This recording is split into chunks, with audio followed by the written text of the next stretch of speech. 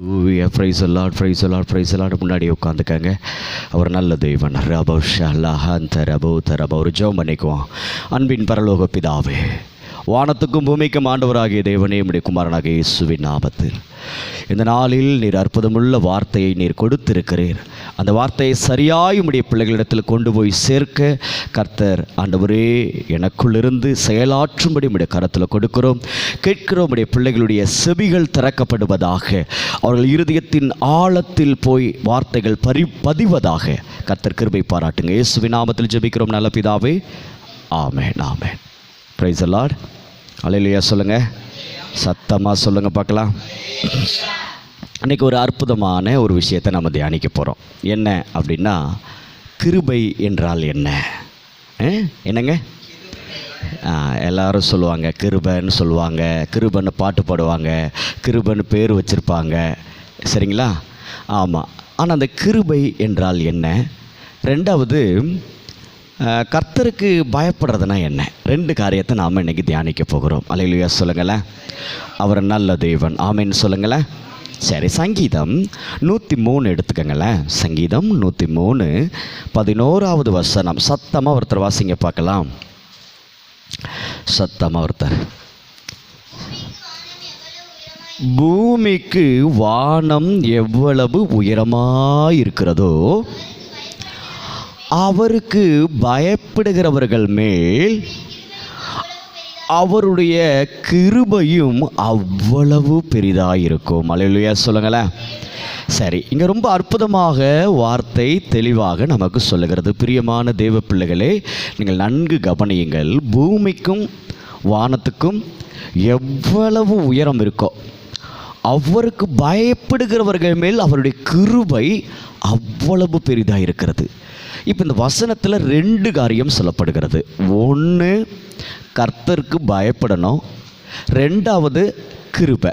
இந்த ரெண்டு காரியத்தை குறித்து இன்றைக்கி தியானிக்க போகிறோம். சரி, இப்போ இன்றைக்கி கிருபை அப்படின்னா என்ன அப்படிங்கிற நாம் பார்க்க போகிறோம். ஆதியாகமம் 6:8 எடுத்து வாசிங்க வேகமாக.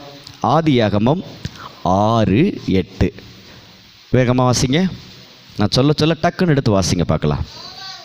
நோவாவுக்கோ கர்த்தருடைய கண்களில் கிருபை கிடைத்தது. இங்கே பாருங்கள், என்ன பாருங்கள், இப்போ என்ன பாருங்கள். நோவாவுக்கோ கர்த்தருடைய கண்களில் இப்போ கிருபை என்றால் என்ன அப்படின்னு தான் நம்ம பார்க்க போகிறோம். சரிங்களா? இப்போ என்ன கிருபை கிடச்சிச்சு நோவாவுக்கு தெரியுமா? உங்களுக்கு தெரியுமில்ல. பைபிளில் நீங்கள் தொடக்கத்திலேருந்து வாசிச்சிருந்தீங்கன்னா, நீங்கள் சத்தியத்தை தொடர்ந்து கேட்டுக்கிட்டே இருந்தீங்கன்னா உங்களுக்கு புரியும். கண்டிப்பாக புதுசாக கேட்குறவங்களுக்கு தெரியாது. அதிகமாக கேட்ட நம்ம ஆட்கள் எல்லாத்துக்குமே மேக்சிமம் தெரியும். நோவாவுக்கு என்ன கிருபை கிடச்சிச்சு அப்படின்னா, பாவம் பெருகுனுச்சு உலகத்தில். ஒருத்தருமே ஆண்டவருக்கு கீழ்ப்படியலை. ஆணோடு ஆணும் பெண்ணோடு பெண்ணும் அந்தளவுக்கு பாவம் பெருக ஆரம்பித்தது. ரொம்ப கொடுமையான பாவங்கள் பெருக ஆரம்பிக்கிறதுனாலே இந்த உலகம் அழிவு வருகிறது. இந்த உலகத்தை அழிப்பதற்கு ஆண்டவர் திட்டம் பண்ணி மழை, அது வரைக்கும் மழைனாலே என்னன்னே தெரியாது. நல்லா கவனிச்சிக்கங்க. மழைனாலே என்னன்னு தெரியாது. பனி தான் பெய்யும். அந்த பனியில் தான் விவசாயமே நடந்துச்சு. அப்போயெல்லாம் மழையே கிடையாது. அப்போ ஆண்டவர் சொல்கிறாரு, நோவா ஒரு பேழையை ரெடி பண்ணப்பா, ஒரு கப்பலை ரெடி பண்ணு. அந்த கப்பலை ரெடி பண்ணி என்ன பண்ணுற, நல்ல என்ன அகலம், என்ன நீளம், என்ன உயரம், எங்கே ஜன்னல் வைக்கணும், எங்கே கதவு வைக்கணும், எப்படியெல்லாம் செய்யணும்னு திட்டமாக சொல்கிறாரு. 2 அடுக்கு கட்டணுமா, 3 அடுக்கு கட்டணுமா, எல்லாத்தையும் திட்டமாக சொல்கிறாரு. நோவாவும் ஆண்டவர் பேச்சுக்கு செவி கொடுத்து கேட்டு கீழ்ப்படிந்தான். நல்லா கவனமாக கவனிச்சிக்கங்க. ஆண்டவர் சொல்ல சொல்ல ஒரு கப்பலை கட்டிட்டு அப்புறம் ஆண்டவர் சொல்கிறாரு, நோவா நீ என்ன பண்ணுற, இப்போ ஜோடி ஜோடியாக காட்டு மிருகங்கள் நாட்டு மிருகங்கள் என்ன பண்ணு, ஜோடி ஜோடியாக உள்ளே கூட்டிகிட்டு வாப்பா. கூட்டிகிட்டு வந்துட்டியா? சரி. வேறு யாராவது வர்றாங்களா? இல்லை. சரி, நீ போ, உன் மகளுங்க போட்டும், உன் மருமகன்களையும் என்ன பண்ணிக்க, கூப்பிட்டுக்க உள்ள அப்படின்னு சொல்லி அவங்க உள்ளே போகிறாங்க. தேவன் கதவை அடைத்தார். அவர் அடைச்சா யாராலையும் திறக்க முடியாது. அவர் திறந்தா யாராலையும் அடைக்க முடியாது. அல்லேலூயா சொல்லுங்களேன். இப்போ இப்படி ஒரு சம்பவம் நடந்துகிட்ருக்கு, நல்ல கவனிங்க. அப்போ மழை பெய்யுதுங்க, மழை பெய்யுது. நீங்கள் வீட்டில் போய் உட்காந்து படித்து பாருங்கள், எத்தனை நாள் மழை பெஞ்சிச்சு, அந்த தண்ணி விடிய எத்தனை நாள் ஆச்சு அப்படிங்கிறதெல்லாம் நீங்கள் வீட்டில் போய் படிங்க. ஏன்னா நமக்கு டாபிக் வந்து இன்னும் நிறைய இருக்குது, அதனால் உங்களுக்கு ஷார்ட்டாக அப்படியே சொல்லிக்கிட்டே வர்றேன். மீதியை நீங்கள் தியானிக்கணுங்கிறதுக்காக சொல்கிறேன், நல்ல கவனிங்க. அப்போ தண்ணியெல்லாம் வடிஞ்சிருச்சு, இந்த உலகமே ஃபுல்லாக அழிஞ்சிருச்சுங்க, சரிங்களா? இப்போ ஓப்பன் பண்ணி நோவா ஃபேமிலி மட்டும் வெளியில் வர்றாங்க. இப்போ இதிலிருந்து நம்ம தெரிஞ்சுக்க வேண்டிய காரியம் என்னென்னா, நோவாவுக்கோ கர்த்தருடைய கண்களில் கிருபை கிடைத்தது. அப்படின்னா என்ன? இந்த உலகம் அழிவுக்கு நேராக போனாலும் கூட உன்னை நான் அழிப்பதில்லை, இதுதான் கிருபை. அல்லேலூயா சொல்லுங்களேன். உன்னை நான் கண்மணியை போல பாதுகாப்பேன். அல்லேலூயா சொல்லுங்களேன். அப்போ நம்ம பாதுகாக்கப்படுவது ஒரு மிகப்பெரிய கிருபை. அல்லேலூயா சொல்லுங்களேன். நாம் நினைக்கிற மாதிரி கிருபைங்கிறது ஒரு வார்த்தையில் அடக்கிறது கிடையாது. கிருபை என்பது நம் வாழுகிற வாழ்க்கையில் நடக்கக்கூடிய ஒவ்வொரு அற்புதங்களும் ஒவ்வொரு அதிசயங்களுக்கும் பெயரே கிருபை தான். ஆமென் சொல்லுங்களேன். அப்போ நோவாவுக்கு பெரிய அழிவிலிருந்து ஒரு பாதுகாப்பு கிடைத்தது. இப்போ அது மட்டும் கிருபை இல்லை, நோவாவுக்கு மட்டும் இல்லை, நோவாவை சார்ந்த நோவாவினுடைய மனைவி, நோவாவுடைய பிள்ளைகள், நோவாவுடைய மருமகன்கள், நோவா யாரெல்லாம் ஆசைப்பட்டு எந்தெந்த மிருகத்தையெல்லாம் அனுப்புனாரோ அவங்கெல்லாம் பாதுகாக்கப்பட்டாங்க. அல்லேலூயா சொல்லுங்களேன். அப்போ கிருபை என்பது ஒருவருக்காக மாத்திரம் அல்ல, அந்த ஒருவருக்காக யாரெல்லாம் தேவையோ அவங்களுக்கும் அந்த கிருபை கிடைத்தது. அல்லேலூயா சொல்லுங்களேன். பாதுகாப்புங்க, பாதுகாப்பு மிகப்பெரிய கிருபை. இப்போ இதில் நம்ம பார்த்தது பாதுகாப்பு தானே. ஒரு அழிவிலிருந்து ஒரு பாதுகாப்பு கிடச்சிருக்கு. இப்போ கிருபையில் ஒரு காரியம் உங்களுக்கு சொல்லியிருக்கேன், புரியுதுங்களா? கிருபையில் அப்போ மிகப்பெரிய பங்கு எது தான்? பாதுகாப்பு. சொல்லுங்கள். ஆமாம், கிருபைக்கு இன்னொரு பெயர் என்னது? பாதுகாப்பு. நோவாவுக்கோ கர்த்தரின் கண்களில் கிருபை கிடைத்தது, பாதுகாப்பு கிடைத்தது, மீட்பு கிடைத்தது, ரட்சிப்பு கிடைத்தது. அல்லேலூயா சொல்லுங்களேன். சரி, இப்போ 39 வாங்க, ஆதியாகமம் 39:21 வேகமாக எடுத்துக்கங்க.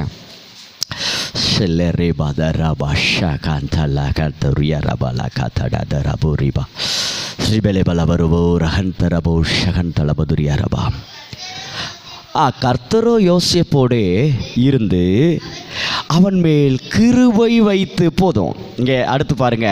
இப்போ யோசேப்புக்கு ஒரு கிருபை கிடைக்குது. சரி, இப்போ என்ன பார்க்க ஆரம்பிச்சிருங்க. யோசேப்பை பற்றி உங்களுக்கு அடிக்கடி நான் பிரசங்கம் பண்ணியிருக்கிறேன் இல்லையா? யோசேப்பை பற்றி அடிக்கடி உங்களோட பேசியிருக்கேன்னா இல்லையா? உங்களுக்கெல்லாம் தெரியும். யோசேப்புக்கு ஒரு 17 வயசில் ஆண்டவர் என்ன பண்ணுறாரு? சொப்பனத்தை கொடுக்குறாரு. அரிக்கட்டுகளெல்லாம் யோசேப்பு அரிக்கட்டுகளுக்கு நேராக வணங்கி நின்றுச்சு. அப்புறம் 2வது சொப்பனம் வந்து நட்சத்திரங்களும் சூரியன் சந்திரனும் எனக்கு வணங்கி நின்னது அப்படின்னு சொல்கிறான். அப்போ அந்த 2 சொப்பனங்கள் பார்த்தான். ஆனால் என்னைக்கு சொப்பனை பார்த்தானோ அன்னைக்கிலேருந்து அவனுக்கு பிரச்சனை ஆரம்பிச்சிச்சு. இவன் சொப்பனத்தை தகப்பனிடத்தில் சொன்னால், சகோதரனிடத்தில் சொன்னால், அன்னைக்கிலேருந்து பிரச்சனை ஆரம்பிச்சிருச்சு. அப்போ என்ன நடக்குது? யோசேப்பினுடைய வாழ்க்கையில் நீங்கள் நல்லா கவனித்து பார்த்தீங்க அப்படின்னா, யோசேப்பு அண்ணன்களை ரொம்ப நேசிக்கிறான். ஆனால் அண்ணன்களை நேசிக்கும் பொழுது அந்த யோசேப்பு அண்ணன்களாகவே என்ன பண்ணுறான்? தண்டிக்கப்படுறான். கொண்டு போய் குழியில் போடுறாங்க, தண்ணி இல்லாத பாலும் கிணறுல கொண்டு தூக்கி போடுறாங்க, நிர்வாணப்படுத்துகிறாங்க. அப்புறம் கடைசியில் அடிமையாக விற்றுட்டாங்க. நல்லா கவனிங்க, அடிமையாக விற்றுட்டாங்க. இப்போ அடிமையாக விற்றதுக்கப்புறம் அடிமையாக விற்கப்பட்ட வீட்டில் வேலைக்காரனாக இருக்கான். அந்த எஜமானி அம்மா இவனை வந்து என்ன பண்ணுறாங்க? பாவத்துக்கு உட்படுத்த பார்க்குறாங்க. அதிலிருந்து தப்பிக்கிறான். ஜெயிலுக்குள்ளே போகிறான். ஜெயிலுக்குள்ளே போட்டு தூக்கி போடுறாங்க. இப்படி பல பாடுகள் மத்தியிலே இந்த யோசேப்பு ட்ராவல் பண்ணிக்கிட்டு இருக்கான். நல்ல கவனமாக கவனிங்க. ஆனால் வசனம் என்ன சொன்னிச்சு? கர்த்தரோ யோசேப்போடே இருந்து அவன் மேல் கிருபை வைத்து. நாம் என்ன பண்ணுறோம்? இன்றைக்கி ஒரு சின்ன விஷயத்தை நம்மளால் தாங்க முடிகிறதில்ல. யாராவது ஏதாவது சொல்லிட்டாங்கன்னா, யாராவது ஏதாவது பேசிட்டாங்கன்னா, நம்மளை காயப்படுத்திட்டாங்கன்னா நம்மளால் என்ன பண்ண முடியல? தாங்க முடியல. கத்துறோம், கதறோம், பொங்குறோம், அழுகிறோம். ஆனால் யோசேப்பு பல பாடுகள் பாடாப்படுத்துகிறாங்க. அவன் யோசேப்பு என்ன பண்ணுறாங்க?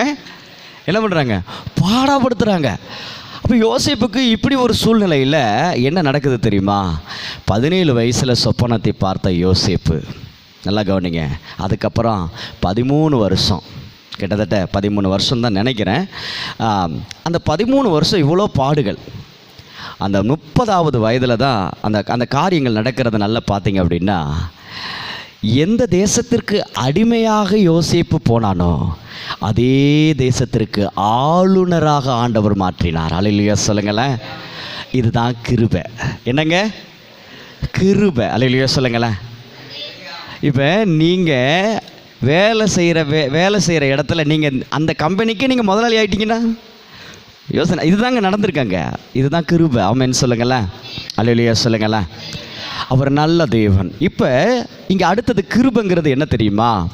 உன் வாழ்க்கையில் எவ்வளோ பிரச்சனைகள், எவ்வளோ பாடுகள், எவ்வளோ போராட்டங்கள் வந்தாலும் ஒரு உயர்வு ஒன்று உன் வாழ்க்கையிலே உண்டு என்பதை மறந்து விடாதீர்கள். அல்லேலூயா சொல்லுங்களேன். இப்போ அடுத்தது ரெண்டாவது கிருபை என்பது என்ன அப்படின்னா உயர்வு. கிருபைனா என்னது? ஃபஸ்ட்டு கிருபைன்னா என்னன்னு சொன்னேன்? சத்தமாக சொல்லுங்க. ரெண்டாவது கிருபைனா என்ன?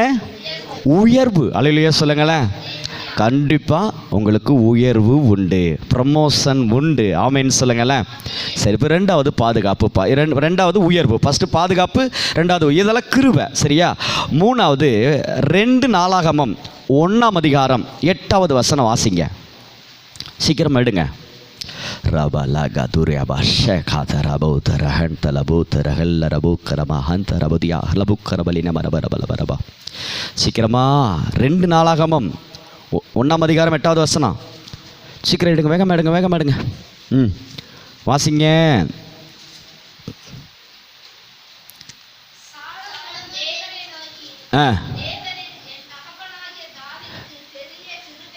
என் தகப்பனாகிய தாவீதுக்கு பெரிய கிருபை செய்து என்னை அவர் ஸ்தானத்திலே ராஜாவாக்கினீர். அல்லேலூயா சொல்லுங்களேன். அல்லேலூயா சொல்லுங்களேன்.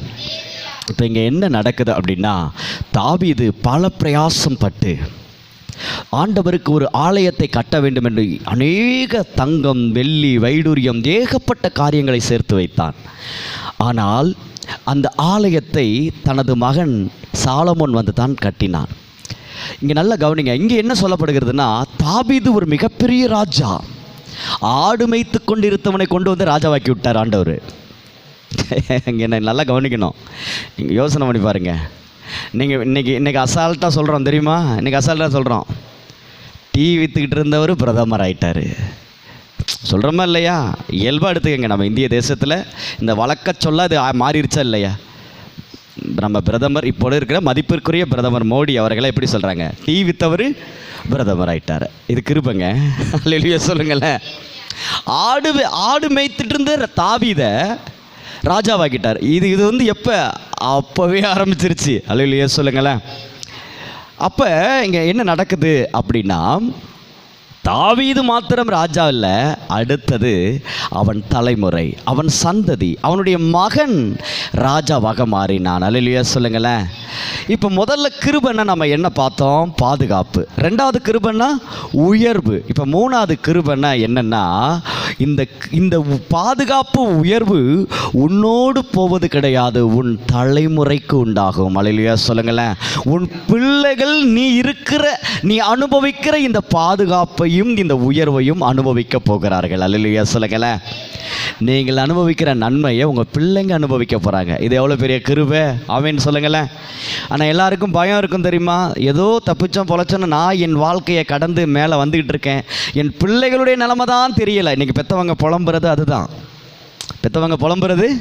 அதுதான். ஆனால் இங்கே சொல்லுது, நீ ராஜான்னா உன் பிள்ளையும் ராஜா தாண்டான்னு ஆண்டவர் சொல்கிறார். அல்லேலூயா சொல்லுங்களேன். அப்போ நீ சிறந்து இருக்கிறன்னா உன் பிள்ளையும் சிறந்து இருக்கத்தான் போகுது. இதுதான் கிருபை. ஆமென்னு சொல்லுங்களேன். அப்போ முதல்ல கிருபைங்கிறது பாதுகாப்பு. ரெண்டாவது கிருபை நான் சொன்னது உயர்வு.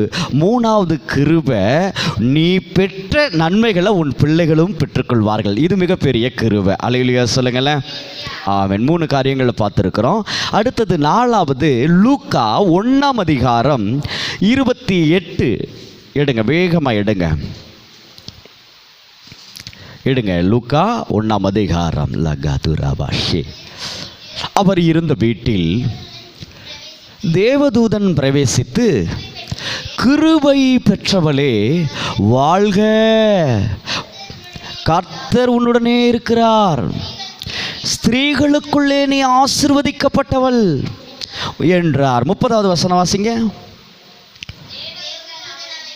தேவதூதன் அவளை நோக்கி, மரியாளே பயப்படாதே, நீ தேவனிடத்தில் கிருபை பெற்றாய். அல்லேலூயா சொல்லுங்களேன். இப்போ நான்காவது உங்களுக்கு ஒரு கிருபையை சொல்லுகிறேன். அருமையான ஆண்டவராக இயேசு கிறிஸ்துவை பெற்றெடுத்த தாய் மரியாள், நல்லா கவனிங்க, தாயாகிய மரியாள், இவர்களை பார்த்து தேவதூதன் வந்து சொல்லலாம், கிருபை பெற்றவளே வாழ்க. அல்லேலூயா சொல்லுங்களேன். கிருபையினால் நிரப்பப்பட்ட ஒரு கன்னி பெண்ணாக இருந்த அற்புதமான இயேசுவின் தாயாகிய மரியாள். அல்லேலூயா சொல்லுங்களேன். இந்த அற்புதமுள்ள தாய் கிடைத்த ஒரு கிருபை என்னவென்றால், இவர்கள் திருமணத்துக்கு முன்பதாகவே இவர்கள் கர்ப்பம் அடைகிறார்கள். பரிசுத்த ஆவியினால் கர்ப்பத்திலே இயேசு கிறிஸ்து உருவாகுகிறார். நல்ல கவனமாக கவனிங்க. ஆனால் திருமணம் நிச்சயதார்த்தம் முடிந்து விட்டது. இப்போ திருமணம் நிச்சயதார்த்தம் முடிந்த பிறகு இத்திருமணத்திற்கு நிச்சயிக்கப்பட்ட மாப்பிள்ளையும் பெண்ணும் சந்திக்கிறதில்லை, பேசித்ததில்லை, எந்த உறவும் வைத்துக் கொள்ளவில்லை. ஆனால் திடீரென்று இவள் கர்ப்பவதியாகிவிட்டாள்.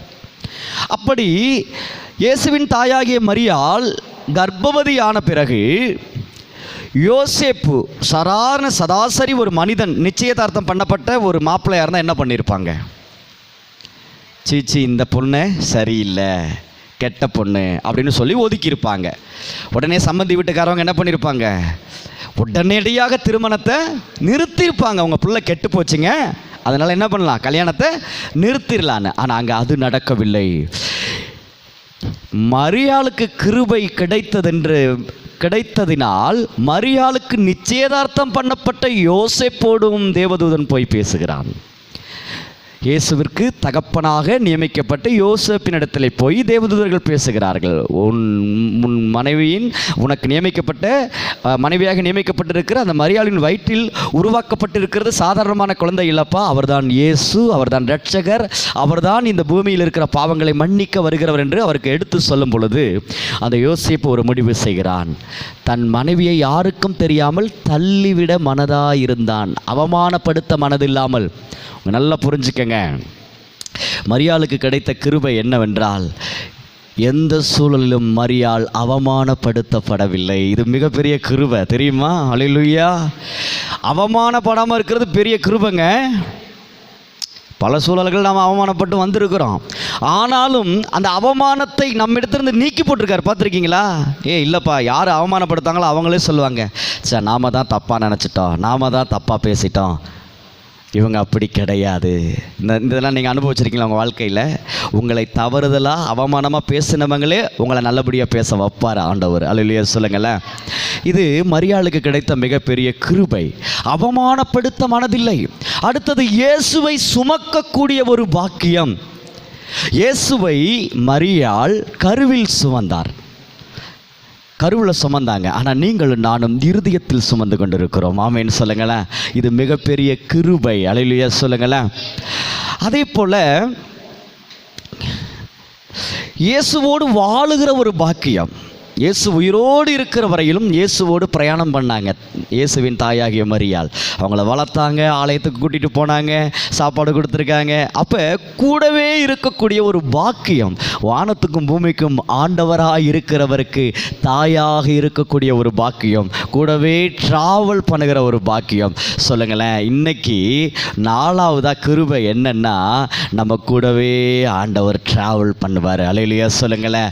அன்று மரியாளோடு கர்ப்பத்திலே ட்ராவல் பண்ணார். இன்னைக்கு உங்களுடைய என்னுடைய இருதயத்தில் அவர் ட்ராவல் பண்ணிக்கிட்டு இருக்கார். அல்லேலூயா சொல்லுங்களேன். அவர் பிரயாணம் பண்ணுகிறார். ஆமேன்னு சொல்லுங்களேன். அல்லேலூயா. இன்னும் நிறைய சொல்லலாம். ஒரு எக்ஸாம்பிள், ஒரு சாம்பிள் தான் உங்களுக்கு நான் சொல்லிக்கிட்டு இருக்கேன் ஒன்று ஒன்று. அல்லேலூயா சொல்லுங்களேன். இப்போ 4 காரியம் சொல்லியிருக்கிறேன். முதல் காரியம் கிருபைனா என்ன? பாதுகாப்பு. ரெண்டாவது கிருபைனா என்ன? உயர்வு. மூணாவது கிருபைனா என்ன?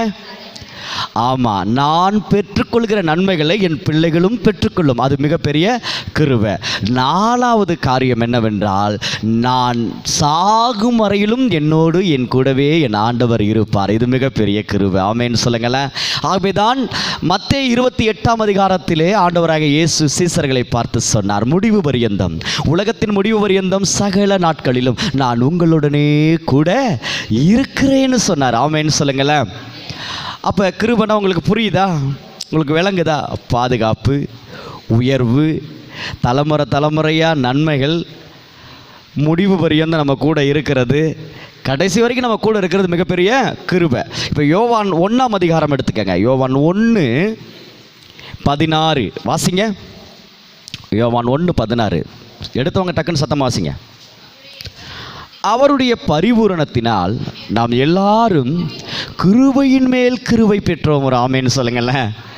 பாருங்க, இயேசு கிறிஸ்துவ மூலயமா இந்த கிருபை நம்ம வாழ்க்கைக்குள்ளே வந்துருச்சு. கிருபையின் மேல் கிருபை. என்னங்க? கிருபையின் மேல் கிருபை அப்படின்னா என்ன சொல்லுங்க பார்க்கலாம். நெகட்டிவாக ஒரு வார்த்தை, அடி மேலே அடி விழுதுன்னு சொல்கிறோம்ல, இங்கே சொல்கிறார் கிருபையின் மேலே கிருபை. புரியலையா? இந்த ஏடிஎம் வேண்டாம், பணம் என்ற மிஷின் பார்த்துருக்கீங்களா? பணம் எண்ணுகிற மிஷின், பணம் கவுண்ட் பண்ணுற மிஷின் பார்த்துருக்கீங்களா? பார்த்தீங்கன்னா கிருன்னு சுற்றிக்கிட்டே இருக்கும். ஒரு நோட்டு மேலே ஒரு நோட்டு, ஒரு நோட்டு மேலே ஒரு நோட்டு அப்படி அடிக்கிட்டே இருக்கும். டக்கு டக்கு டக்கு டக்கு டக்கு டக்குன்னு பார்த்துருக்கீங்களா? கிருபையின் மேலே கிருபை ஆண்டவர் நமக்கு கொடுத்திருக்கிறார். ஆமென் சொல்லுங்களேன். அங்கே என்ன அவருடைய பரிபூரணத்தினால் நாம் எல்லாரும், யார்? அவரை நம்புகிற நம்ம எல்லாரும் கிருபையின் மேலே கிருபையை பெற்றுக்கொண்டிருக்கிறோம். அல்லேலூயா சொல்லுங்களேன். சரி, நாம் இது ஒரு சில விஷயங்கள் வசனத்தை வாசித்து சில விஷயங்களை பார்த்தோம். இப்போ பொதுவாக ப்ராக்டிக்கலாக இப்போ நாம் விஷயங்களை நம்ம தெரிஞ்சுக்கிற விஷயம் என்ன? நாம் கிருபையில் வாழ்கிறதினால், கிருபையில் வாழ்கிறதுனால்தான் இதுவரையிலும் எல்லா ஆபத்துகளுக்கும், விபத்துகளுக்கும், பலவிதமான பிரச்சனை போராட்டங்களுக்கும் விலக்கி நம்ம ஆண்டவர் பாதுகாக்கிறாரா இல்லையா? யோசேப்போடு இருந்தவர் நம்ம கூட இருக்காரா இல்லையா? யோசேப்புக்கு நடக்கிறது போல் நமக்கு நடக்குதா இல்லையா? உயர்வு வருதா இல்லையா? நோவாவுக்கு கிடைத்தது போல் நமக்கு பாதுகாப்பு கிடைக்குதா கிடைக்கலையா? கிடைக்கலையா? சாலமோனுக்கு கிடைச்ச அந்த பாக்கியத்தை போல நமக்கும் அந்த பாக்கியம், நம் ஆண்டவரை தெரிந்து கொண்டது போல நம் பிள்ளைகளும் ஆண்டவரை தெரிந்து கொண்டுக்கிட்டாங்களா இல்லையா? தெரிந்திருக்காங்களா இல்லையா? இயேசுதான் தெய்வம் என்பதை அறிந்து கொண்டிருக்காங்கல்ல. சோத்தர், இது மிகப்பெரிய கிருபை தானே. நல்லா பாருங்க. அதே போல இப்படி சொல்லிட்டே போலாம். தானியேலுக்கு ஒரு கிருபை கிடைச்சிச்சு பாருங்க. 4-5 சிங்கம் நினைக்கிறேன் அந்த குகைக்குள்ளே இருக்குது, தூக்கி குகைக்குள்ளே போடுறாங்க. ஆனால் ஆண்டவர் அதுக்கு முன்னாடி தேவதூதர்கள் அனுப்பி சிங்கம் வாயை கட்டி போட்டார். தூக்கி போடும்போதே சிங்கம் மேலே தான் விழுந்திருப்பாருன்னு நான் நம்புகிறேன். மெத்தையில் விழுந்த மாதிரி இருந்திருக்கும். நல்லா அடுத்த நாள் திறந்து பார்த்தா உயிரோடு எழுந்து வர்றாரு தானியேலை, உயிரோடு தூக்குறாங்க. அதுக்கப்புறம் அந்த ராஜா பிளான் பண்ணுறாரு, இந்த தானியேலை இவ்வளோ கொடுமைப்படுத்தின சொன்னால் எங்கே அவனுங்களை கூப்பிடுன்னு தூக்கி அவனுங்களை தூக்கி உள்ளே போட்டால் தரையில் விழுவதற்கு முன்பதாகவே அவங்கள சாப்பிட்டுருச்சான் சிங்கம். இப்போ எவ்வளோ வெறியோடு இருந்திருக்கும் பாருங்கள் சிங்கம். அப்போ தானியேலுக்கு எவ்வளோ பெரிய கிருபை கிடச்சிருக்கு. இப்படி பைபிளில் ஒவ்வொருத்தரையும் பார்த்தோம்னா நிறைய சொல்லிக்கிட்டே போகலாம். அப்போ எல்லாருமே கிருபையை அனுபவித்திருக்கிறார்கள். இப்போ நீங்களும் நானும், இப்போ என்கிட்ட உள்ள கேள்வி என்னென்னா, இப்போ நீங்கள் தெளிவாக ஒரு விஷயத்தை நீங்கள் சொல்லணும். சும்மா நான் கேட்குறேன்னு சொல்லக்கூடாது. உள்ளத்தில் உணர்ந்து, உள்ளத்தின் ஆழத்திலிருந்து ரொம்ப கவனமாக இந்த வசனத்தை, இது வரைக்கும் கேட்ட வசனத்தை கிரகித்து கொண்டு நீங்கள் இப்போ எனக்கு பதில் சொல்லணும். என்னென்னா, இப்பொழுது நீங்கள் கிருபையில் வாழ்கிறீர்களா இல்லை இனிமேல தான் நீங்கள் கிருபையை பெற போகிறீங்களா? சத்தமாக சொல்லுங்கள். ஏதோ கிருபையில வாழ்க்கை ஓடுது, உங்க இரக்கத்தையே உள்ளம் நாடுது. ஏஜமா உங்களைத்தானே நம்பி வாழுற, மாறாத கிருபையத்தான் நம்பி ஓடுற. ஏஜமா உங்களைத்தானே நம்பி வாழுற, மாறாத கிருபையத்தான் நம்பி ஓடுற. ஏதோ கிருபையில வாழ்க்கை ஓடுது, உங்க இரக்கத்தையே உள்ளம் நாடுது. கிருபையில வாழ்றோமா இல்லையா? சத்தமா சொல்லுங்க. கிருபையில தான் வாழ்றோம். அல்லேலூயா சொல்லுங்களேன். இப்போ தெளிவாக புரிஞ்சிருச்சா? இப்போ நம்ம வாழ்க்கையில் கிருபை இருக்கா இல்லையா? கிருபையில் வாழ்கிறோமா இல்லையா? கிருபையில் தான் வாழ்கிறோம். இதில் எந்த மாற்றமும் கிடையாது. இப்போ எல்லாருமே கிருபையில் தான் இந்த வண்டியெல்லாம் ஓடிக்கிட்டு இருக்கு. அல்லேலூயா சொல்லுங்களேன். சரி, இது வரைக்கும் வசனத்தின்படி பார்த்தோம். இப்போ லைவில் ஸ்டில் இப்பொழுது என்ன, இன்னைக்கு என்ன, இன்றைய தங்கத்தின் நிலவரம் போடுற போல் இன்றைக்கி நம்முடைய சாட்சியின் நிலவரம் என்ன? இன்றைக்கி கிருபை இருக்கா? இருக்குது. உங்கள் முன்னாடி நிற்கிற என்னை பற்றி உங்களுக்கு தெரியும். நான் எந்த சூழலில் மருத்துவமனைக்கு போனேன், எப்படி உயிர் காக்கப்பட்டு இங்கே வந்திருக்கேன். காரணம் கிருபை. சொல்லுங்கள், கிருபை. சொல்லுங்கள், சத்தமாக சொல்லுங்கள். அந்த வார்த்தையை சொன்னால் இப்போ ஆவியானவர் இந்த இடத்துல எப்படி கிரியேசர் எனக்கு எனக்குள்ளே அப்படியே அளவில்லாமல் ஊற்றப்பட்டு நான் நிரப்பப்பட்டிருக்கேன். என்னதுங்க? கிருபை. நம்ம எப்படி வாழ்கிறோம்? கிருபையில் வாழ்கிறோம். ஆமென் சொல்லுங்களேன். சரி, இப்போ அதே போல் தான் என்னுடைய தம்பி, சரிங்களா, நடந்த காரியமே வேறு. சரியாக வெள்ளிக்கிழமை அந்த ஃபோன் கால் வரும் பொழுது எனக்கெல்லாம் நான் நடுங்கிருச்சு, ஒரு மாதிரி ஆயிடுச்சு. நடந்த சம்பவம் என்னென்னா, எனக்கு ஃபோன் கால் வந்த சத்தம் என்னென்னா, மாமா சீக்கிரம் வாங்க, அழுகுரலோட. நான் ஏதோ சாதாரணமாக சொல்கிறேன், அழுகுரலோட ஒரு சத்தம். ரொம்ப சீரியஸ்ன்னு சொல்லிட்டாங்க, ஒன்றும் பண்ண முடியாதுன்னு சொல்லிட்டாங்க, வாங்க அப்படின்ட்டு. நாங்கள் போய் ப்ரைவேட் ஹாஸ்பிட்டல்னால் கூப்பிட்டு சொல்லுவாங்க, கேட்பாங்க. அரசு மருத்துவமனையிலும் சொல்லுவாங்க. பட் ஆனால் என்ன தகவல்னே தெரியல. அங்கே இருந்தவங்களுக்கும் தெரியல, எனக்கும் தெரியல, என்ன நடந்துச்சுங்கிறதே தெரியல. ஆக்சுவலாக ஹார்ட் ப்ராப்ளம், போய் அட்மிட் பண்ணியிருக்கோம், ஆன்ஜியோ பண்ணிவிட்டு கிளியர் பண்ணிவிட்டு வர்றது, அவ்வளோதான். ஆனால் ஆன்ஜியோ பண்ணோன்னே ஐசிக்குள்ளே கொண்டு போய் ரொம்ப கிரிட்டிக்கலு, ரொம்ப சீரியஸு, காப்பாற்ற முடியாது அப்படின்னு சொல்கிற அளவுக்கு ஒரு சம்பவம்னா அப்போ என்ன நடந்துச்சு? என்னுடைய தம்பி மனைவியை கேட்டால், போன முறை போன உடனேயே ஆப்ரேஷன் பண்ணிவிட்டு வந்துட்டாங்க, ஆன்ஜியோ பண்ணிவிட்டு வந்துட்டாங்க போன மாதம். ஆனால் இந்த முறை போகும்பொழுது 2 மணி நேரத்துக்கு மேலே உள்ளே என்ன தான் பண்ணாங்கன்னு தெரியலன்னு அழுகிறாங்க. அந்த ஹாஸ்பிட்டலில் யாரையுமே எனக்கு தெரியாது, எந்த டாக்டரையும் தெரியாது, எந்த நர்ஸும் தெரியாது, எந்த ஊழியர்களையும் தெரியாது. இங்கே சாதாரணமாக வேலை செய்யக்கூடிய ஒருவரை கூட எனக்கு தெரியாது. நான் எப்படி தெரிந்து கொள்வது? யாரை பார்க்குறது? ஐசிக்குள்ளே செக்யூரிட்டி விட மாட்டுறாரு. அந்த படிக்கட்டில் உட்காந்து என் மனைவி நேர் முழங்கால் போட்டு ஹாஸ்பிட்டல் வாசப்படியிலேயே, ஜிஹெச்சில், கோயம்புத்தூர் ஜிஹெச்சில் அவங்க ஜெபம் பண்ணுறாங்க. நான் படிக்கட்டில் உட்காந்து ஒவ்வொருத்தருக்கா ஜெபம் பண்ணிக்கங்கன்னு அனுப்பி விட்டுக்கிட்டே இருக்கேன். வாய்ஸ் அனுப்புகிறேன், கூப்பிட்டு சொல்கிறேன். ஆனாலும் என்னால் கண்ட்ரோல் பண்ண முடியல. என் கண்களில் கண்ணீர் வடியுது. ஒரே வார்த்தை தான், ஆண்டவரே எனக்கு யாருமே இல்லை, எனக்கு இப்போ உதவி செய்ய யாருமே இல்லை, இந்த இடத்துல உதவி செய்ய யாருமே கிடையாது, நான் யாரை பார்க்கறது, யாரை பேசுறது எதுவுமே எனக்கு தெரியாது, எனக்கு உதவி செய்யுங்க, எனக்கு உதவி செய்யுங்க. டக்குன்னு ஒரு நம்பரை ஞாபகப்படுத்தினார் ஆண்டவர். அந்த நம்பருக்கு நான் கால் பண்ண உடனேயே 2 நம்பர், 2 பேருக்கு நான் கால் பண்ணேன். 2 பேருக்கு கால் பண்ண அந்த 2 பேர் மூலியமாக ஆண்டவர் மிகப்பெரிய ஒரு அற்புதங்களை செய்தார்.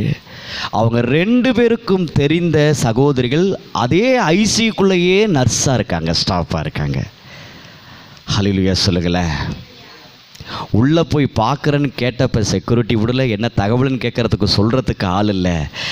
என் ஆண்டவரிடத்தில் நான் கண்ணீரோடு நான் என்ன பண்ணுவது ஆண்டவரே, எனக்கு ஒன்றும் தெரியாது, நான் என்ன செய்யணும், எனக்கு வழியை காட்டுங்க, எனக்கு நீங்கள் தான் உதவி செய்யணும்னு கேட்ட உடனே தன்னை போல் செக்யூரிட்டி கூப்பிட்டு நீங்கள் தான் ஜானியான்னு கேட்குறாரு. உள்ளே போங்கங்கிறாரு. உள்ளே போய் பார்த்துட்டு தூங்கிட்டு இருந்தாப்புல.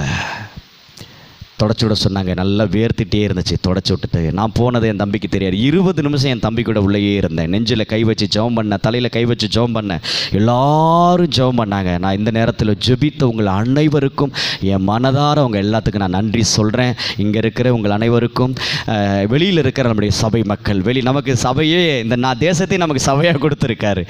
நம்ம பிள்ளைகள் எல்லாம் வெளியில் இருக்காங்க. என் உடன் பிறவான்னு சொல்ல முடியாது, என் உடன் பிறந்த சகோதரிகள் இருக்காங்க. உண்மையிலேயே அதெல்லாம் ஒவ்வொருத்தரை பற்றி பேசணுன்னா ஒவ்வொரு நாள் ஆகும். அவ்வளோ நமக்கு சொந்தம், இந்த தேசமே நமக்கு சொந்தமாக ஆண்டவர் கொடுத்துருக்கார். அல்லேலூயா சொல்லுங்களேன்.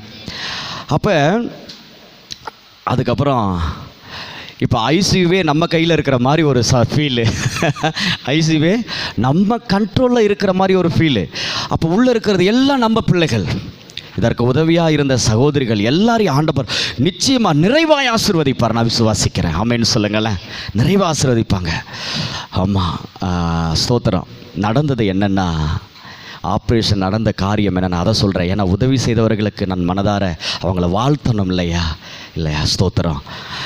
என்ன நடந்துச்சு அப்படின்னா, என்னென்னா நான் தனித்தனியாக ஒவ்வொருத்தருக்கு சொல்லணும்னா நேரம் பத்தாது. இந்த செய்தி நேரத்தில் நான் உங்களுக்கு பொதுவாக எல்லாருக்கும் நான் நன்றி சொல்கிறேன், ஜெபித்தவங்க, உதவி செஞ்ச எல்லாத்துக்குமே.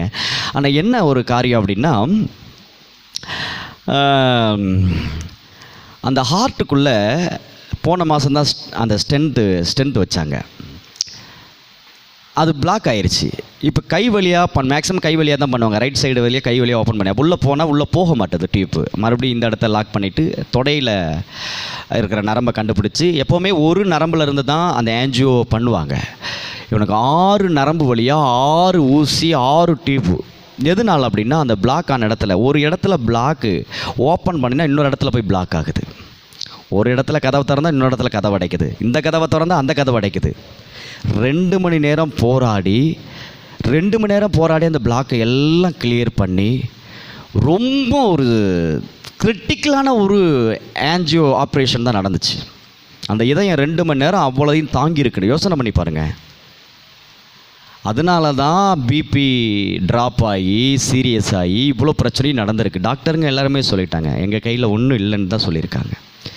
சிஸ்டர்ஸ் எல்லாமே நம்ம தேவனுடைய பிள்ளைகளாக இருந்தபடினாலா அவங்களும் சொன்ன காரியம் என்னென்னா, பாஸ்டர் பிரதர், நம்ம கையில் ஒன்றும் இல்லை, மருத்துவப்படி இது ஒன்றும் பண்ண முடியாது. ஆனால் எல்லாத்துக்கும் மேலே நம்ம ஆண்டவர் இருக்கார். நாம் ஜெபம் பண்ணுவோம், ஆண்டவர் மீட்டு கொண்டு வருவார். எல்லாருடைய ஜபங்களையும் ஆண்டவர் கேட்டபடினால் நேற்று காலையில் எத்தனை இன்ஜெக்ஷன் என்னென்ன போணுச்சோ எல்லாத்தையும் கழட்டிட்டாங்க. மதியத்துக்கு மேலே இன்ஜெக்ஷன் பண்ணணும்னு சொன்னாங்க. நாங்கள் நைட்டு வரைக்கும் ஈவினிங் வரைக்கும் இருந்தோம், 7 மணி வரைக்கும் கூட இருந்தோம். ஆனால் அப்போ வரைக்குமே இன்ஜெக்ஷன் மறுபடியும் போடலை. கேட்டேன், இன்ஜெக்ஷன் போடணுமான்னு கேட்டேன்.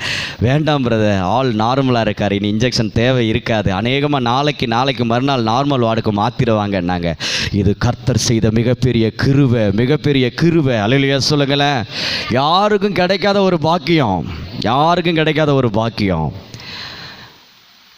என்னுடைய தம்பி மனைவி, தம்பி மகன் அங்கே ஹாஸ்பிட்டலில் இருந்தாங்க. அவங்களுமே டாக்டர் முடியாது, கை விரிச்சிட்டாங்க. நர்ஸுங்கள்ட்ட எல்லாம் பேசிட்டு வந்து நான் அதுக்கப்புறம் உள்ளே கேட்டுட்டு வந்து விஷயத்தை சொன்னோன்னா தான் அவங்க அதிகமாக பதறி கதறி அதுக்கப்புறம் அவங்க ஜெபம் பண்ண ஆரம்பிச்சிட்டாங்க. அவங்களும் முழங்கால் போட்டு ஜெபம் பண்ண ஆரம்பிச்சிட்டாங்க. அப்போ எல்லாருடைய ஜெபங்களையும் ஆண்டவர் கேட்கிறவராக இருக்கிறார். அல்லேலூயா சொல்லுங்களேன். அதாவது மருத்துவரின் அறிக்கையை மாற்றுகிற வல்லமைக்கு பேர் தான் கிருபை. ஆமென் சொல்லுங்களேன். மருத்துவங்க கைவிடுறாங்க, முடியலங்கிறாங்க, வாய்ப்பு இல்லைங்கிறாங்க அப்படின்னு சொல்கிறாங்கன்னா அதை மாற்றி அமைக்குது பாருங்களா ஒரு காரியம், அதுதான் கிருபை. அல்லேலூயா சொல்லுங்களேன்.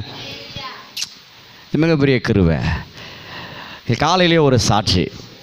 காலையிலே பார்த்தீங்கன்னா, காலையிலே சகோதரிகள், கோயம்புத்தூரில் இருக்கக்கூடிய சகோதரிகள், அவங்க கிட்டத்தட்ட 2 வருடமாக வெளிநாட்டு போகிறதுக்கு கொரோனா டைமில் பணம் கட்டி 6 லட்ச ரூபா பணம் ஏமாந்துட்டாங்க. வேலைக்காக அப்ளை பண்ணி அந்த சமயத்தில் தான் நாங்கள் சந்தித்தோம், பேசினோம். நம்மளா குடும்பமாக நல்ல ஒரு அன்பு ஐக்கியமாக எனக்கு ரொம்ப நாள் ஒரு வலி வேதனை இருந்துகிட்டே இருந்துச்சு உள்ளுக்குள்ளே. 3 பேருமே நாங்கள் பசங்க.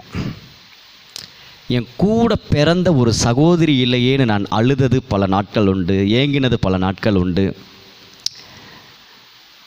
எத்தனை உறவு முறையில் சகோதரிகள் இருந்தாலும் அந்த உரிமை இல்லையே. அண்ணங்கிற உரிமையில் அவங்களும் பழகிறதில்ல, தங்கச்சிங்கிற உறவில் நாமளும் பழக முடியல. இப்போ என் உடன் பிறந்த ஒரு சகோதரி இல்லையே என்று சொல்லி, சொந்தத்தில் தங்கச்சிகள் இருக்காங்க, கூட பிறந்த தங்கச்சி கிடையாது. ஆனால் இன்று நம்ம ஆண்டவர் எனக்கு என் ஆவிக்குரிய என் சகோதரிகளை எனக்கு கொடுத்துருக்காங்க.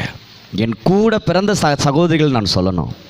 அந்த அளவுக்கு உண்மையில் ஒவ்வொருத்தரும் என்னை கூப்பிட்டு அக்கறையோடு பேசுகிறது, கேட்குறது பெரிய விஷயங்க. அதெல்லாம் சோத்திரம். என் கூட பிறந்தவள் கூட அப்படி கேட்பாளான்னு தெரியாது, அந்த அளவுக்கு விசாரித்தாங்க. இப்போ அவங்க அப்படி எதுக்கு இதெல்லாம் சொல்ல வராங்க, நமக்கு ஆவிக்குரிய சொந்தங்கள் இருக்குது எங்கிட்ட திரும்பினாலும். அப்போ அவங்களுக்காக தொடர்ந்து ஜெபம் பண்ணிகிட்டு இருந்தோம். மறுபடியும் அந்த வெளிநாடு ஆண்டவர் தீர்க்க தரிசனமாக சொன்னார், விஷயம் எல்லாத்தையும் காட்டினார். அவங்களும் அதை பார்த்தாங்க. ஆனாலும் எந்த ஒரு வாய்ப்பும் இல்லை. ஆனால் இப்போ கையளவு மேகம் தெரிஞ்சிருச்சு. யாருன்னே தெரியாத ஒரு நபர் மூலியமாக அவங்களுக்கு இப்போ வெளிநாடு போகிறதுக்கு உண்டான வாய்ப்புகள், ஃபோன் காலில் இப்போ தான் பேச ஆரம்பிச்சிருக்காங்க. வழியே தெரியாமல் இருந்துச்சு. எந்த வழியுமே தெரியாமல் இருந்துச்சு, எந்த பாதையுமே தெரியாமல் இருந்துச்சு, கையளவு மேகம் இன்னும் தெரியலை. ஆனால் இன்றைக்கி காலையில் சொல்கிறாங்க கையளவு மேகம் தெரிஞ்சிருச்சு. 1/2 மணி நேரம் பேசியிருக்கிறாங்க, அதெல்லாம் நல்லபடியாக நடக்கணும்னு ஜெபம் பண்ணிக்கங்க பிரதர் அப்படின்னாங்க. எல்லாம் நல்லபடியாக நடக்கும், ஆமேன்னு சொல்லுங்களேன். இதுதான் கிருபை.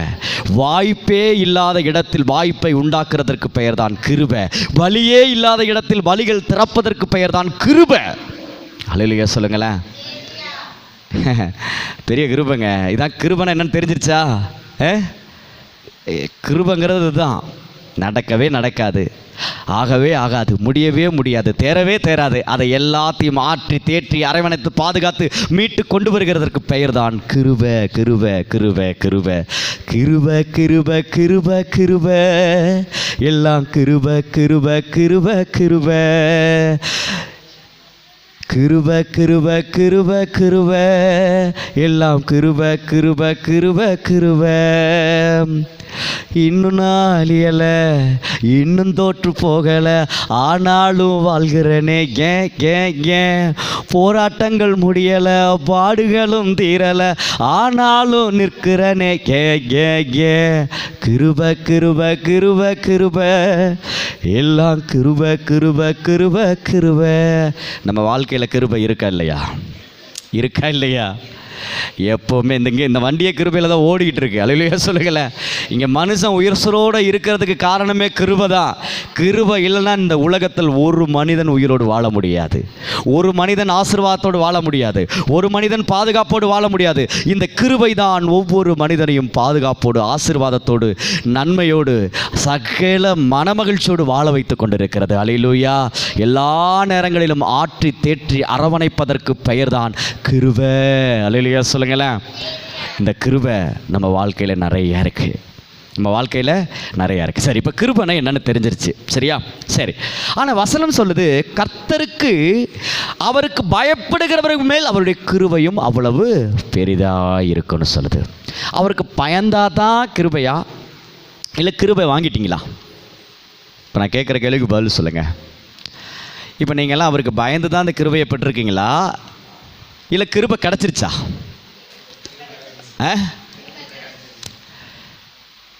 கிருபை கிடச்சிருச்சு. பயந்ததுனால கிருபை இல்லைங்க. வசனம் சொல்லுது, அவருக்கு பயப்படுகிறவர் மேல் அவருடைய கிருபை அவ்வளவு பெரிதாக இருக்கிறதுன்னு சொல்லுது. ஆனால் உங்களுக்கும் எனக்கும் பயந்ததுனால கிருபை வரலை, இலவசமாய் கிடைக்கப்பட்டிருக்கு. நீங்கள் வேதத்தை வாசித்து பார்த்தீங்கன்னா தெரியும், கிருபைங்கிறது இலவசமாக. அவர் நமக்காக சிலுவையில் ரத்தம் சிந்தினதினால் கிருபையானது இலவசமாக நமக்கு கிடச்சிருக்கு. இயேசு கிறிஸ்து மனிதனாக வருவதற்கு முன்பதாக ஒவ்வொன்றும் டிமாண்ட் இருந்துச்சு. அதுதான் நியாயப்பிரமாணம். இதை செஞ்சால் இது கிடைக்கும். எப்படி? வேலை செஞ்சால் கூலி. இயேசு என்று அவர் உங்களுக்காக எனக்காக மனிதனாக பிறந்து நம்முடைய பாவத்திற்காக, சாபத்திற்காக, நம்முடைய தரித்திரத்திற்காக, நம்முடைய வியாதிக்காக அடிக்கப்பட்டு நொறுக்கப்பட்டு ரத்தம் சிந்தினாரோ, அன்னையிலேருந்து இந்த கண்டிஷன் அப்படியே டோட்டலாக மாறிடுச்சு. நான் சம்பளத்தை தரேன், அப்புறம் நீ வேலை செய்ய. அல்லேலூயா சொல்லுங்களேன்.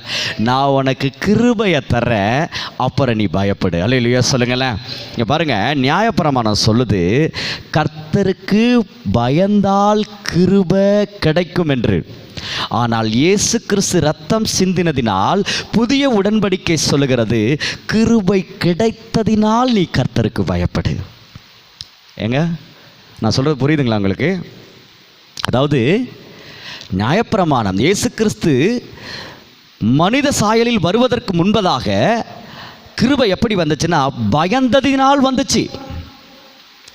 ஆனால் இயேசு கிறிஸ்து உங்களுக்காக எனக்காக ரத்தம் சிந்து மரித்து உயிரோடு எழுந்ததினால், புதிய உடன்படிக்கை வந்ததினால் என்ன நடக்குது அப்படின்னா, கிருபை வந்துருச்சு, அதனால் கொஞ்சம் பயப்படு அப்படின்னு சொல்கிறாரு. அல்லேலூயா சொல்லுங்களேன். அதைத்தான் நான் சொன்னேன். நீங்கள் வேலை செஞ்சால் தான் சம்பளம். ஹலோ, வேலை செஞ்சால் தானே சம்பளம், வேலை செஞ்சால் தானே சம்பளம், வேலை செஞ்சால் தானே சம்பளம் கிடைக்கிது. இப்போ உங்கள் முதலாளி இந்த வாரத்துக்குண்டான மொத்த சம்பளத்தையும் இன்றைக்கி கொடுத்துட்டாரு. நீங்கள் அதுக்கப்புறம் வேலை செய்வீங்களா, இல்லை டிமிக்கி கொடுப்பீங்களா? டிமிக்கி கொடுப்பீங்களா? அதுதான் செய்யக்கூடாது. அல்லேலூயா சொல்லுங்களேன். அதுதான் செய்யக்கூடாது. அல்லேலூயா சொல்லுங்களேன். அப்போ ஃபஸ்ட்டு பயந்தால்தான் கிருபை வந்தது. ஆனால் இன்றைக்கி ஆண்டவர் சொல்கிறாரு, உனக்கு சம்பளம் கொடுத்துட்டப்பா, உனக்கு கிருபையை கொடுத்துட்டப்பா. கிருபையை கொடுத்துட்டா, இல்லை நான் இப்படி கேட்குறேன், அதாவது டிம்மிக்கு கொடுக்கறத விட்டுருக்க, ஆனாலும் மனசாட்சி உறுத்துமில்ல, வேலை செய்வோம். நல்லா கவனிங்க. இப்போ வேலை செஞ்சால் சம்பளம் வாங்குகிறோம். இப்போ விஷயத்துக்காரன் ஏன்னா இங்கே பயம்ங்கிறது என்னென்னா ரெவரன்ஸ் அப்படின்னு சொல்லுது ஆங்கிலத்தில். அதாவது உயர்ந்த மரியாதை, அதுதான் பயப்படுறது அப்படின்னு இங்கே டிரான்ஸ்லேட் ஆகிருக்கு. சரிங்களா? கர்த்தர் மேல் உயர்ந்த மரியாதை வரணும். இப்போ நான் உங்களுக்கு தெளிவாக புரிகிற மாதிரி சொல்கிறேன்.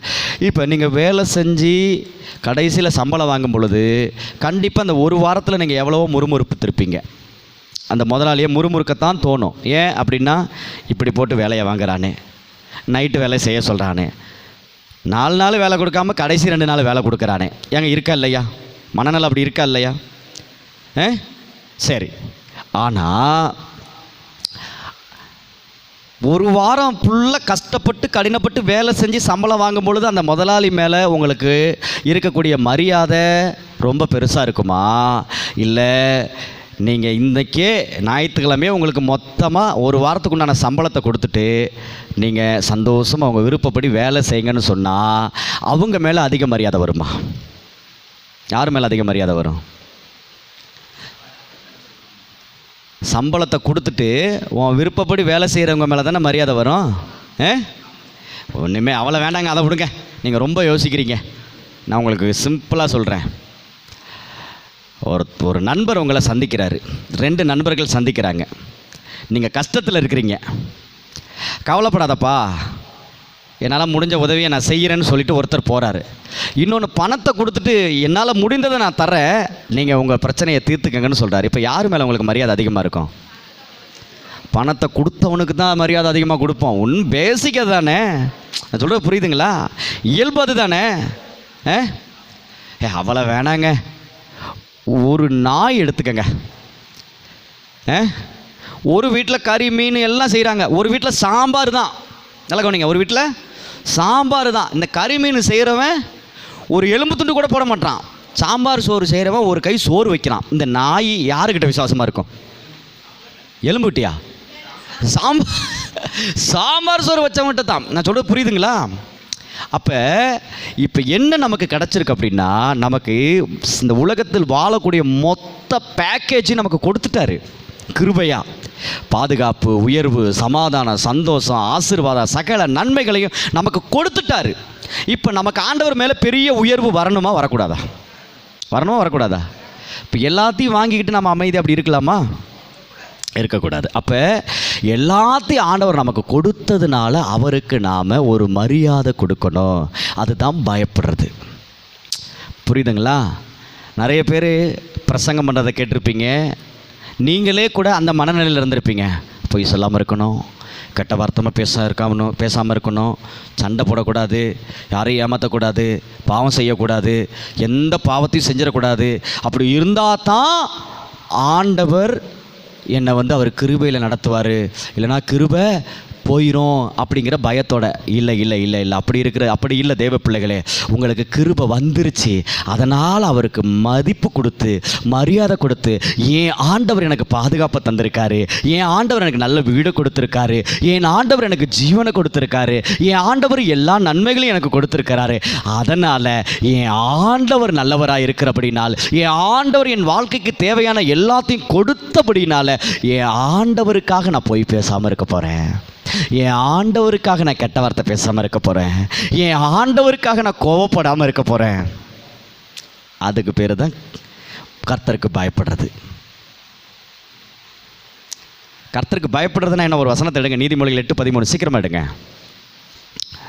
இப்படிப்பட்ட கிருபையில் நாம் வாழ்கிறபடினால் அவருக்கு நம்ம பயந்தே ஆகணும். அப்போ சரி, கர்த்தருக்கு பயப்படுதல் என்ன? அதைத்தான் இப்போ உங்களுக்கு நான் சொல்லிக்கிட்டு இருந்தேன். நீதிமொழிகள் 8:13 என்ன சொல்லுது பாருங்க.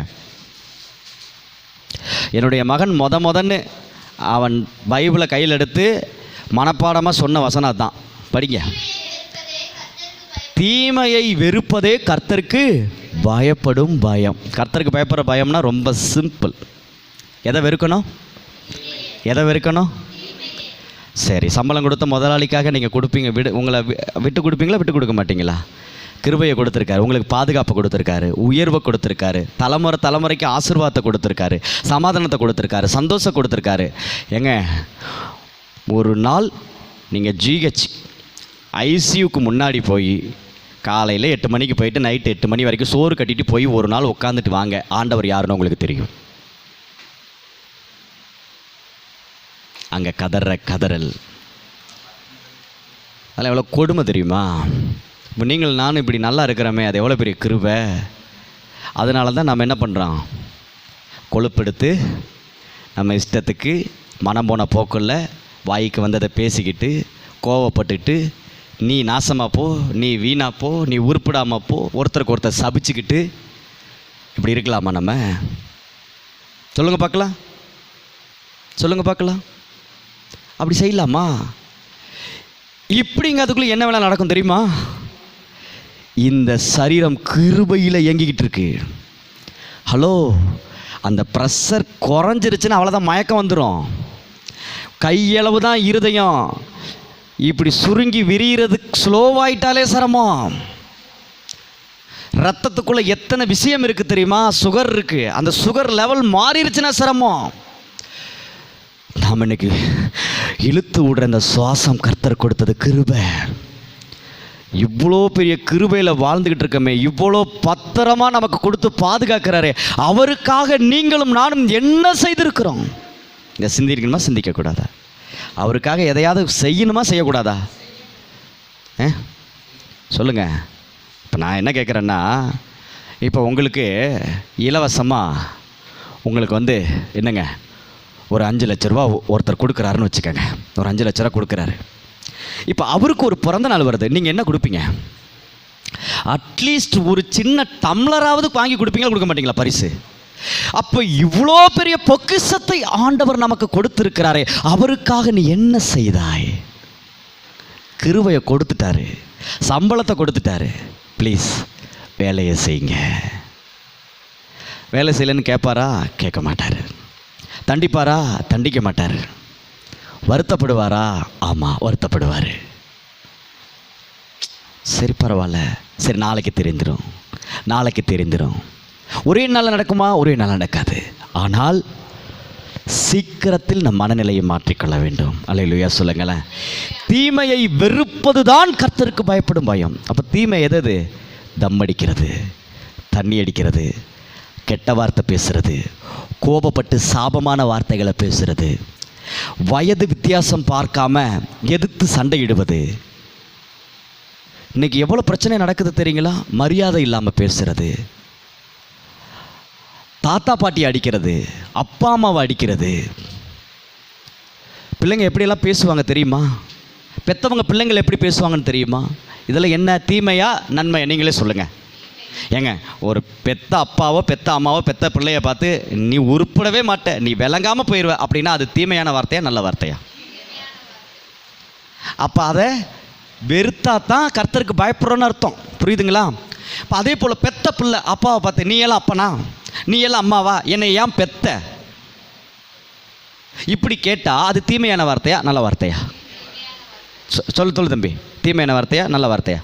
தீமையான வார்த்தை. அப்போ இந்த வார்த்தை நாம் பேசலாமா? அப்போ பேசக்கூடாது. அல்லேலூயா சொல்லுங்களேன், அல்லேலூயா சொல்லுங்களேன்.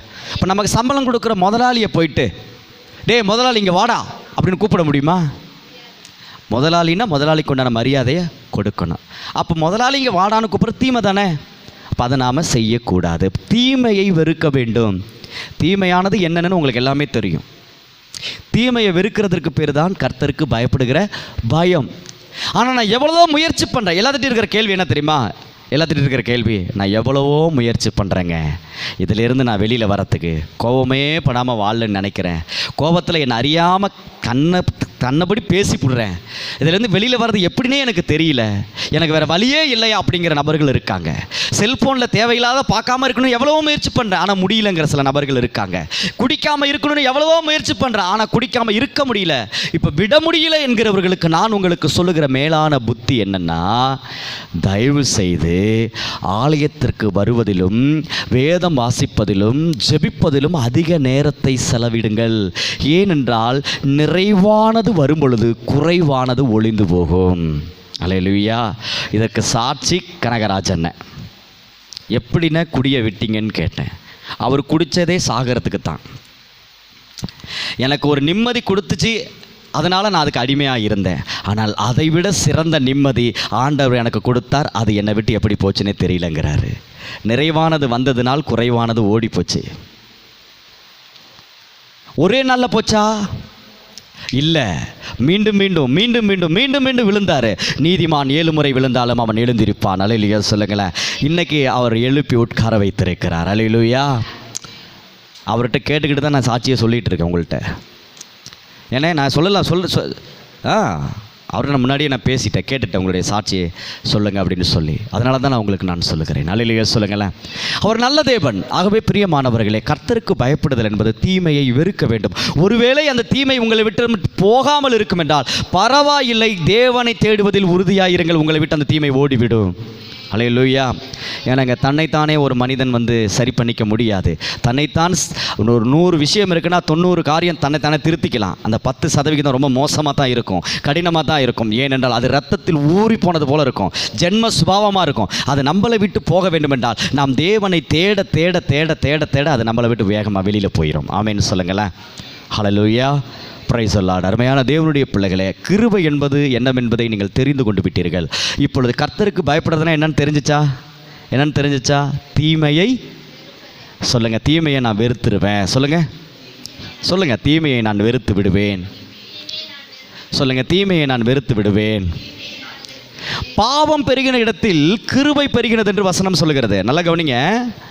பாவம் பெருகின இடத்துல கிருபை பெருகுனுச்சான். எதுக்கு அப்படின்னா, பாவம் பெருக பெருக பெருக பெருக இந்த மனுஷன் பாவத்தில் இறந்து போயிடக்கூடாது.